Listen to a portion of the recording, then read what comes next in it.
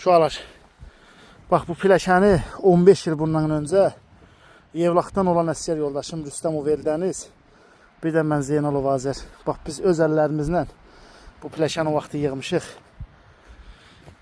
Bura bizim yeməkxanamız olub.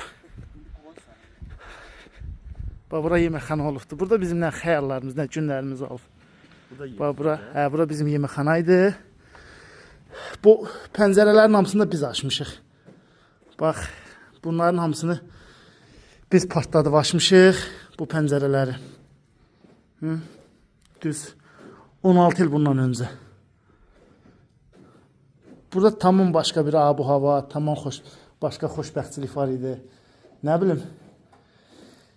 O vaxtdan bir xatirə qoymamışıq burada qala ki, bir yazı, bir qısa da olsa.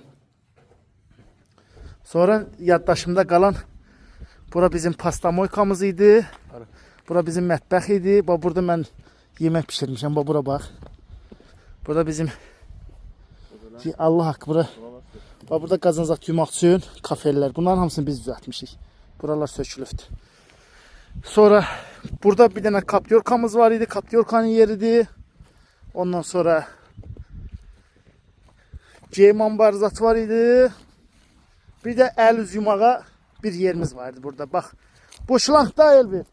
Aşağıdan bulaqdan su qalxırdı. Burada bir dənə kültürlük boşqa qoymuşduq.